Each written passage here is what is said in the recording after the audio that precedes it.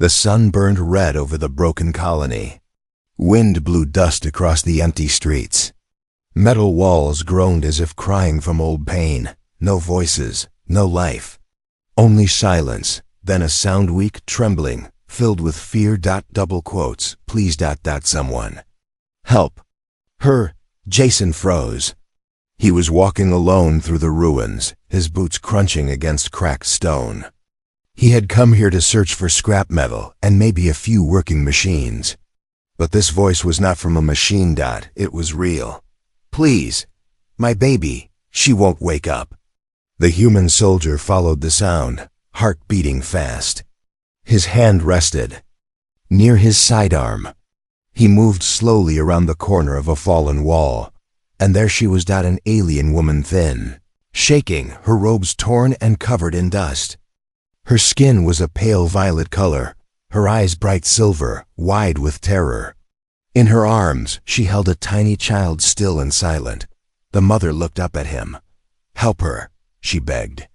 Please, human. My baby won't move. She's not breathing. Jason stepped closer, carefully. The alien woman didn't look dangerous. She looked broken. What happened? He asked, kneeling beside her. We had no food, she whispered. No water. I begged the others, but no one would help us. They left us here to die. Jason looked down at the child. She was so small, her chest still. But when he touched her neck, he felt something, a faint, slow pulse. She's not gone, he said, but she's very weak. Tears ran down the alien mother's face. Can you save her? I'll try. Jason quickly opened his bag and pulled out a human med patch. It was old, but still working. He pressed it against the baby's chest. A soft blue light blinked. The mother watched with trembling hands. Is she? Not yet, Jason said. We need to get her somewhere safe. She needs warmth, oxygen, and care. She can make it, but not here. Jason gently lifted the baby in his arms. The mother gasped in fear. I won't hurt her, he said calmly. Come with me. They moved quickly through the ruins. Jason's ship was parked outside the old colony, hidden behind a crashed tower. The mother stayed close, her eyes wide and nervous. No one would help you? Jason asked as they walked. They said we were cursed, she whispered. My kind, we're not welcome in the colonies. They say we bring death. Jason looked at her. You don't look like death to me. Just a mother who wants her baby to live. She nodded, her lips trembling. My name is Riza. Jason, he replied. As they neared the edge of the colony, Jason saw movement, shadows, figures. He stopped. Riza froze, clutching his arm. Them, she whispered. From behind the metal ruin stepped 3 alien males, tall and armed. Their armor was dirty but strong. Their eyes burned with hate. Well, the biggest one growled. Look what we have here. The runaway and her brat. Jason stepped forward, shielding Riza and the baby. She's with me now. One of them laughed. She's not yours, human. She's ours, property. She's a person, Jason said coldly, and this baby needs help. You want to fight over trash? Another one spat. Jason reached for his weapon. Try me. The leader growled. This is your last warning, human. Hand her over. Jason's voice was steady. No. Suddenly, one of the aliens raised his weapon, but before he could fire, Jason shot first. A blast of light hit the ground near their feet, throwing up dust. Jason grabbed Riza's hand and ran. Go! Run! They dashed through the rubble, dodging broken beams and fire-damaged walls. Jason fired again behind him, keeping the attackers back. Riza held the baby close, running as fast as she could. Jason's ship came into view. A small freighter, scratched and patched, but working. The ramp opened as they reached it. Jason pushed Riza inside and jumped in behind her. He slammed the button. The doors shut just as a plasma bolt hit the ship's side. Hold on. Jason yelled, throwing himself into the pilot's seat. The engines roared. The ship lifted, shaking from damage, but it held together. Flames and dust spun around them as they shot into the sky. Inside, Riza crouched near the wall, holding her baby. She looked at Jason with wide eyes. "You didn't have to save us." Jason glanced back, sweat on his forehead. "I wasn't going to leave a baby to die." He stood and walked over to her. The baby's eyes were still closed. The med patch beeped weakly. "We're not safe yet," he said. "But we've got a chance. And for now." That was enough. Inside the small ship, everything was quiet, too quiet. No sound came from the engines now. Just the soft humming of life support and the faint beep of a med patch still blinking blue. Riza sat on the cold floor, holding her baby close. Her hands were shaking. Her face looked pale and empty, like someone waiting for the world to end. Jason knelt beside her, watching the child's chest rise and fall barely. "She's still breathing," he said gently. "But not waking up," Riza whispered. "It's like she's trapped somewhere far, and I can't reach her." Jason had seen a lot of things in his life: wars, machines, death. But nothing hit him harder than seeing a mother cry quietly, afraid to hope. He stood up and walked to the ship's control panel. The outside scanner showed nothing following them. For now, they were safe. But time was running out. "She needs more than a med patch," he said. "We have to get her to a proper bed, heat, oxygen, nutrients. My ship has a small healing pod. It's not perfect, but it might help." Riza nodded, her silver eyes filled with fear. Jason gently took the child from her arms. She was too light. Her skin was cold like stone. He moved quickly through the narrow ship hallway to the back room and placed her inside the healing pod. The glass slid down with a soft hiss, and the pod lit up in soft white light. The screen flashed red.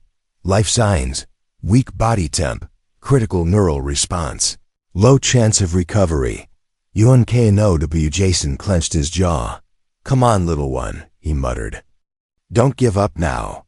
Behind him, Riza stepped in. "Her name is Iri," she whispered. Jason turned to look at her. "Iri means light in my language," Riza said, voice shaking. "She was born during the storm season. She cried so loud. Louder than any other baby in the camp." Jason managed a small smile. "She's quiet now, but she's still fighting." Riza wiped a tear. "You're not like the others." He looked at her. "What do you mean?" "They ran.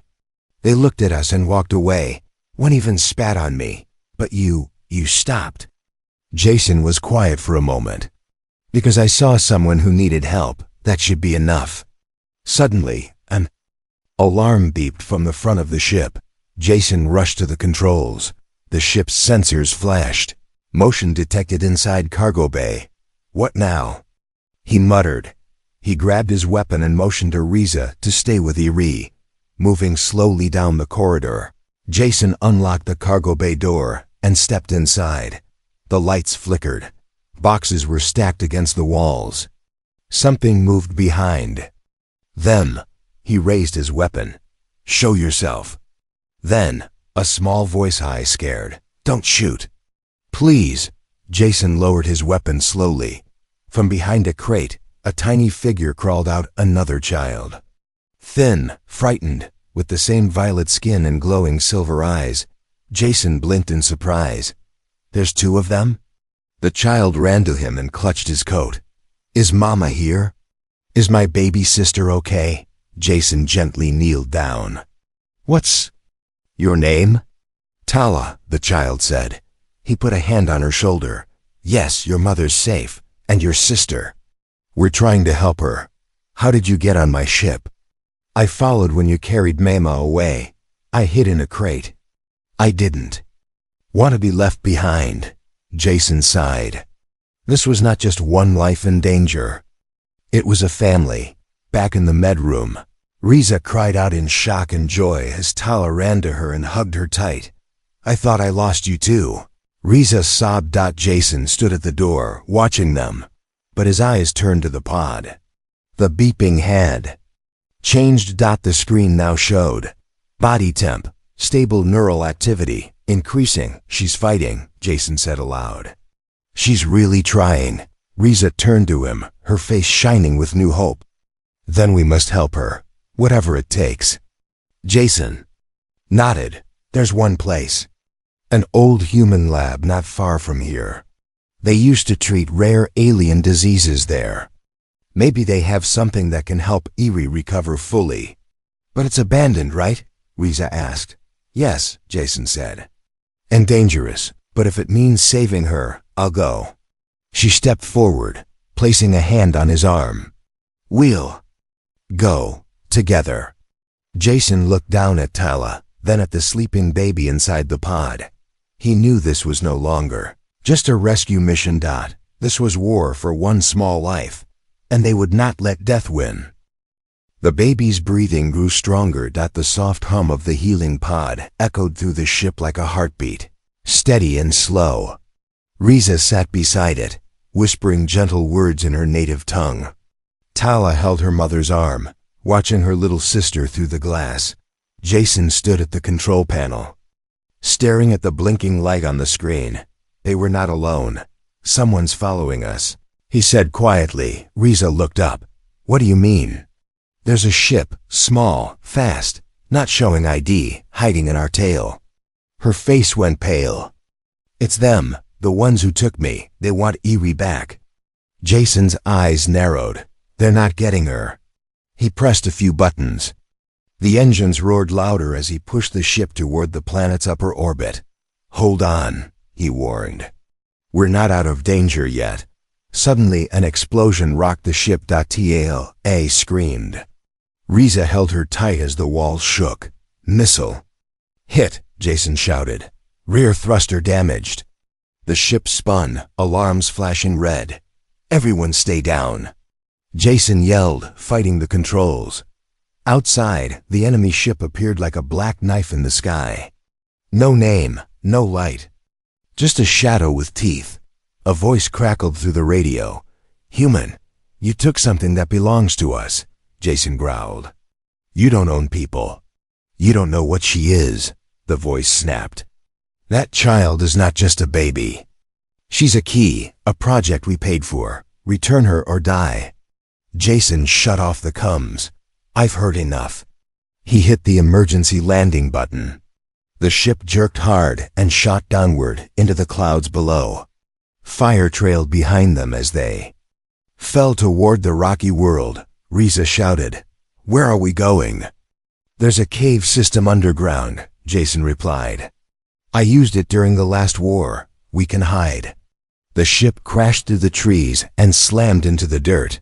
Metal groaned, sparks flew, but the hull held. Silence followed. Jason coughed as smoke filled the air. Everyone okay? Riza nodded, holding both children close. We're alive. Jason opened the hatch and jumped down. Wind howled. The air was sharp and cold.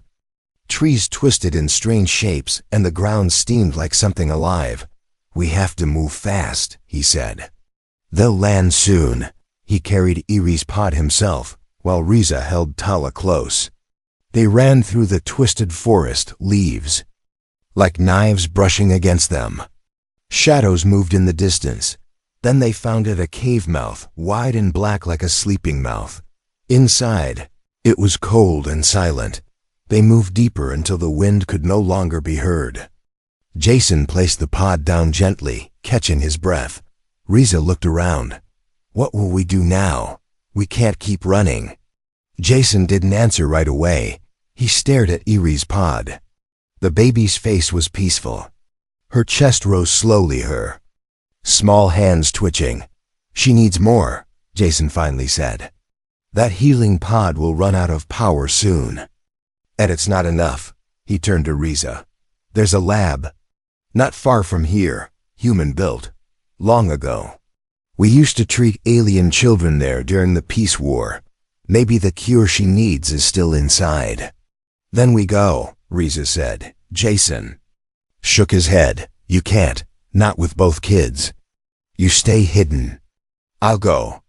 Riza grabbed his arm. Jason, If something happens to you, he looked at her. I made a choice when I saved her. And I won't back down now. Suddenly, a whisper from deeper in the cave. Jason raised his weapon.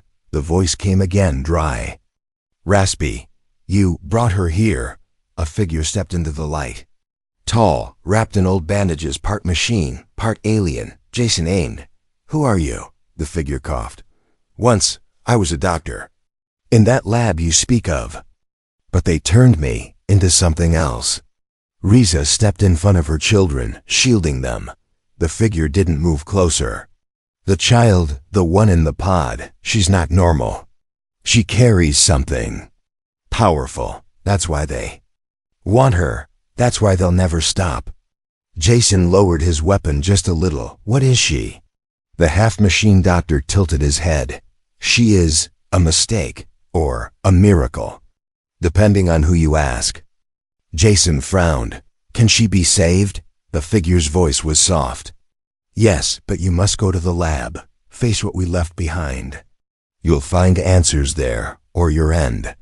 Asterisk, the wind howled through the broken forest like a warning. Jason stood at the edge of a cliff, staring down into a wide canyon. At the bottom, buried beneath vines and stone, lay the entrance to the old lab forgotten by time. Feared by many, he took a deep breath. Every scar on his body, every instinct from years of war, told him to turn back. But he couldn't. Not while a baby girl fought for her life inside that pod. Not while Riza sat trembling in a cold cave, whispering hope to her children. He adjusted his gear and started climbing down. The sky above darkened as he reached the lower levels of the canyon. Birds flew away. Even the insects stopped making noise. It was like the world knew this place held secrets. He reached the sealed door. It was massive, twisted steel and cracked glass. The faded human symbol for medical research containment. Level 5 inches still, glowed faintly under the dust. Jason wiped his glove across a small screen. It flickered. Voice recognition required. Jason leaned in. Sergeant Jason Marek. Clearance code Echo 4-7. The door paused. Then dash clank. A slow hiss escaped as the door creaked open, revealing a hallway of cold metal and blinking red lights. The smell hit him first: rust, chemicals, and something worse. Something dead. Jason moved carefully through the halls. Every step echoed. Every shadow stretched long. Broken machines lay on the floor. Walls were covered in cracked glass where old containment tanks once stood. Most were empty. Some were still filled with green liquid, and shapes floating inside. He kept his eyes forward. Room by room he searched. Old medical logs, faded reports. Most were unreadable, but in one control room, he found something useful. A terminal still powered, blinking, waiting. He tapped it. File. Found. Project IRINA Phase 3 warning. Experiment classified. Genetic hazard. Jason narrowed his eyes. Irina? The name sounded close to eerie. He opened the file. The screen showed images. Babies, not human, not alien, but a mix. Text scrolled below. Subject shows unmatched healing speed. Neural growth 3x normal rate. Unstable. Dangerous if triggered emotionally. Subject may evolve beyond control if bonded too deeply to a single caregiver. Jason leaned back. His hands trembled. Eerie wasn't just a baby. She was created, engineered, designed to survive, and maybe destroyed. Suddenly, behind him a crash. Jason spun around. A tall figure stood in the doorway. Skin pale, arms too long, eyes glowing faint red. It wore a lab coat, torn, bloodied. One side of its face was bone. The creature opened its mouth. You brought her here, it rasped. She cannot be allowed to live. Jason raised his weapon. I don't want to fight you. She is the last of them, it said. The others are gone. She carries what we buried. The war inside her is not over. Jason backed toward the door. She's just a child. No, the thing said, stepping forward. She is a weapon. And you're pulling the trigger. It leapt. Jason fired once, twice. Sparks flew as bullets hit the wall. The creature slashed at him, fast. Jason rolled under a table, pulled a pipe from the ground, and slammed it into the monster's side. It screamed, but didn't fall. Jason grabbed a flash grenade from his belt and tossed it. Boom! Light flooded the room. The creature stumbled. Jason ran, back through the hallway, up the stairs. Clutching a vial he had grabbed a glowing serum, labeled in red. DNA stabilizer. Type IR on I. He didn't stop, he didn't look back. The walls seemed to shake. The building groaned like it would fall. Jason jumped out the exit, just as part of the roof collapsed behind him. Dust covered his face. His chest burned from running, but the vial was still in his hand. He looked up at the sky and whispered, "Hold on, Eerie. I'm coming back. Back at the cave." Riza held Eerie in her arms. The healing pod was dying. The lights flickered. Tala whispered, "Mom, she's cold again." Riza hugged her baby tighter, tears falling. "Please, someone, come back." Suddenly Jason's voice from the dark, "I've got it." Riza gasped. "Jason!" He rushed in, holding the serum. "We don't have much time." He injected the vial into the pod system. For a few seconds nothing. Then the lights turned green. The screen blinked. Neural response. Rising cell repair. Active. Consciousness level. Stabilizing. Graza covered her mouth. Tala held her sister's hand. Baby's fingers moved. And then her eyes opened. Her eyes opened, but they weren't normal. They glowed soft gold, like a rising sun, but with something deep behind them, something ancient, something watching. Jason froze. Riza gasped, staring into her baby's shining eyes. Eerie. The baby didn't cry, didn't laugh. She simply looked at them, quiet, calm, too calm. The healing pod clicked and opened. Jason reached out carefully. Eerie reached for him too. And the moment her tiny hand touched his arm, his pain disappeared. The deep burn on his side from the lab fight gone. His broken wrist healed. Jason stared at the baby in shock. That's not possible." Riza stepped forward, her voice shaking. "What did she do?" "I think she healed me." They looked down. Eerie blinked slowly, her tiny fingers still glowing faint gold. Then suddenly, a crackle of static in the cave. A voice echoed from Jason's cum device. "You shouldn't have done that, human." Jason grabbed the cum. "Who is this?" "You.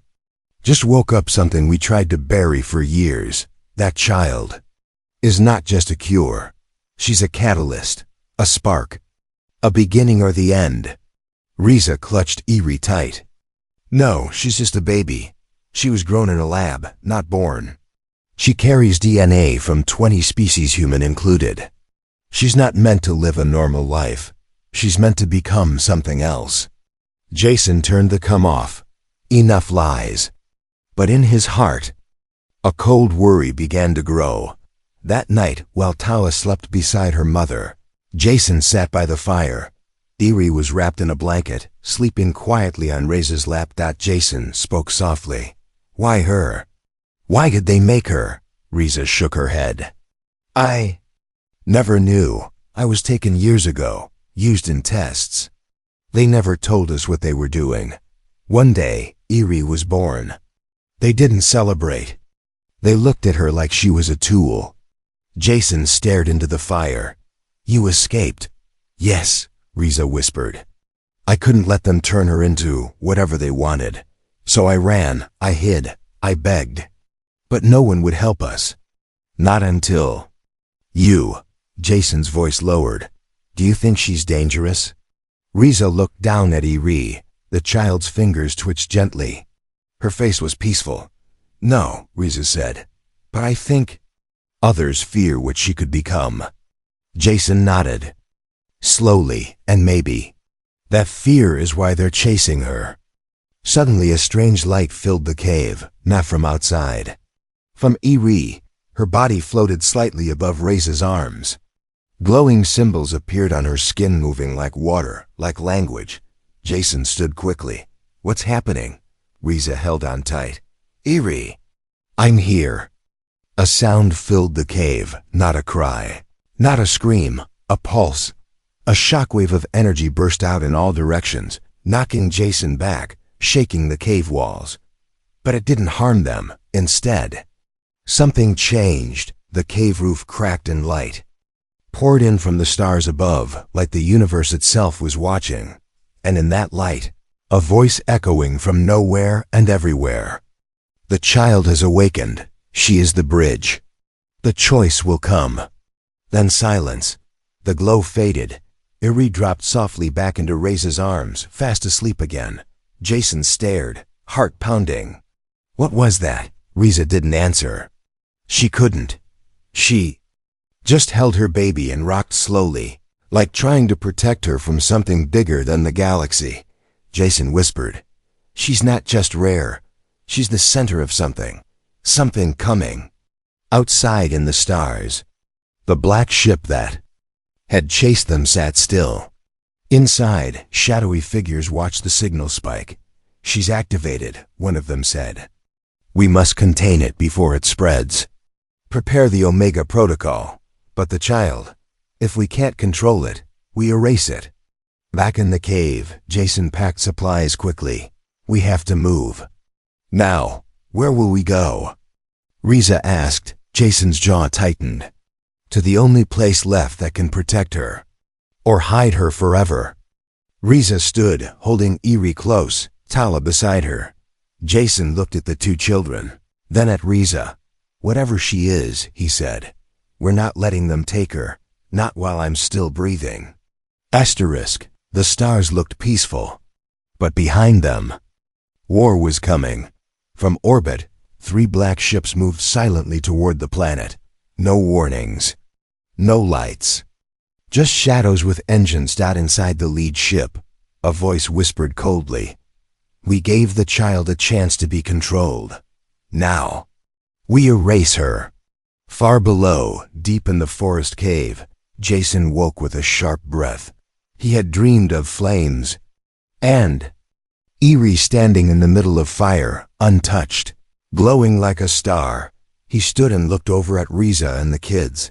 They were still sleeping, but outside, the wind had stopped. The birds were gone. Too quiet. Jason grabbed his gear and stepped into the cold morning light.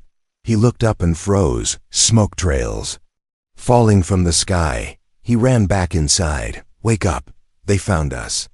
Riza sat up, holding Iri tight. "Already?" Jason nodded. "We have minutes, maybe less." He picked up the pod and slammed in the last backup battery. "This will keep it going a few more hours." Riza stood beside him, clutching both girls. "Where will we go now?" Jason's voice was firm. "There's one place. An old mining system. Runs under the mountains.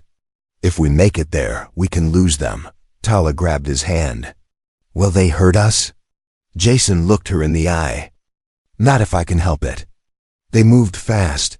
The forest twisted around them. Jason led the way, eyes scanning the sky. The clouds above were darker now, like they knew what was coming. Suddenly, a high-pitched whistle. Jason shouted, "Down!" A plasma bolt slammed into the dirt nearby, shaking the ground. They were here. Shadow-like soldiers dropped from the sky-black armor, red visors, no faces. Jason fired back, covering Riza and the kids. They ran through the trees, branches slicing their arms, dirt flying with every blast behind them. But Jason didn't stop. He COULDN, single quotes T-. Not now. They reached the CLIFFSID.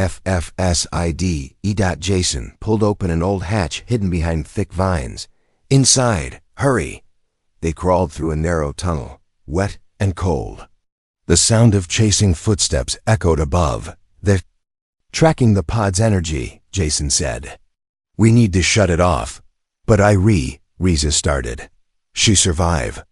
But if we leave it running, they'll follow us right to her." Jason pulled the power from the pod. The light inside faded, but Eri kept breathing, still glowing, still calm. She's stable, Jason said. Now we move. Deep in the tunnels, they found an old cargo room, long abandoned, rust on every wall.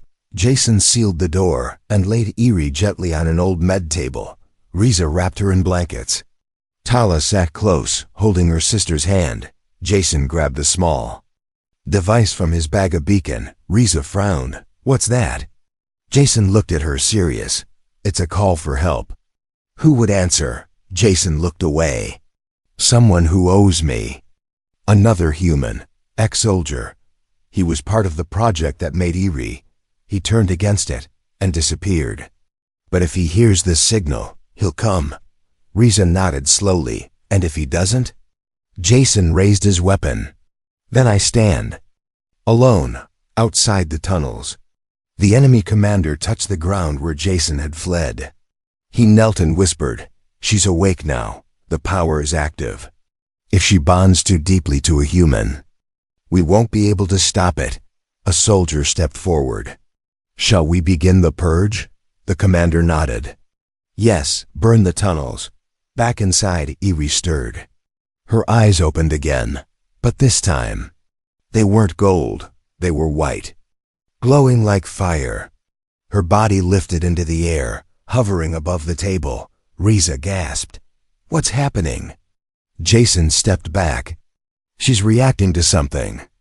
Then boom, the tunnels shook, the walls cracked. Firelight spilled in from above. Jason grabbed Eri and shielded her. "They're collapsing the cave." He turned to Riza and Tala. "Run. Find another way out. I'll cover you." "But Jason..." "I said go." He fired toward the flames, shouting, keeping them back. As Riza and the girls fled deeper into the tunnels, Jason stood alone at the entrance, burned, tired, but holding Eri close. "You want her?" he shouted. "Then you'll have to come through me." Behind him, Eri opened her glowing eyes again, and everything changed. Time stopped. Dust floated in the air like ash. Flames flickered at the cave entrance. Jason stood in the light, holding the glowing child in his arms. Behind him, a mother cried in the dark, guiding her other child through a broken tunnel. Ahead of him, death waited, weapons charged, red eyes glowing in the smoke. Jason didn't blink. He didn't breathe. He just whispered, "Stay behind me. Eri, no one touches you." The enemy commander stepped into view, tall, cold. His voice cracked like metal. "Human, step aside. That child is not yours." Jason raised his weapon. "No, she's not yours either. She's a threat to every system, every species."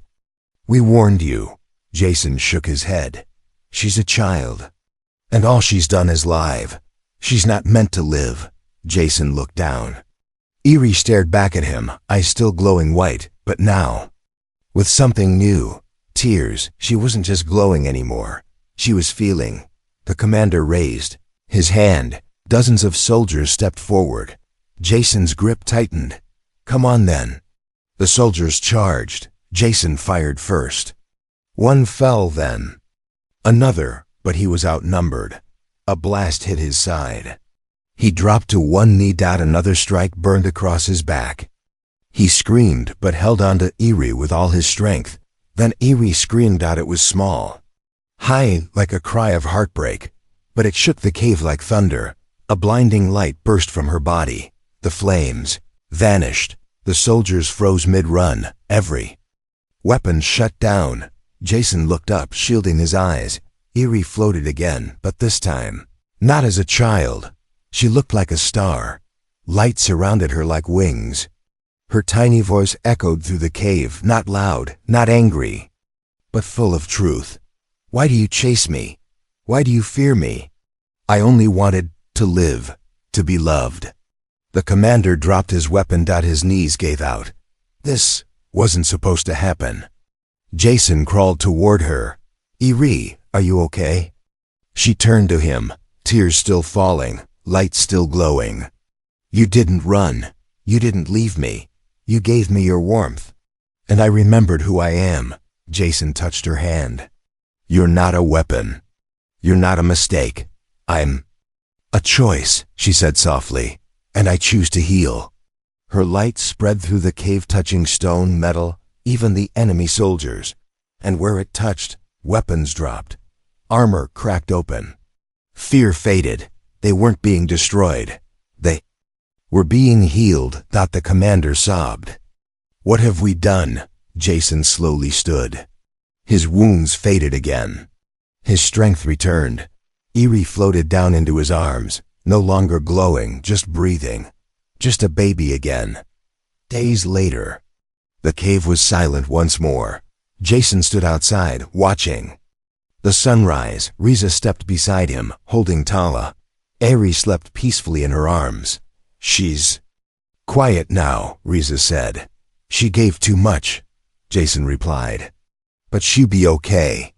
The world around them had changed. The soldiers who once hunted her now stood guard outside the cave, protectors. Not attackers. The message had spread. Across systems. Across species. Not a weapon, not a curse, but a child who healed her enemies. With mercy, Jason looked at the sky. Think they'll come back? Riza asked. Jason shrugged. Maybe, but they'll find a different Eri next time. Stronger, kinder. He smiled at the sleeping baby in her arms. And she won't be alone. Tala ran forward, laughing.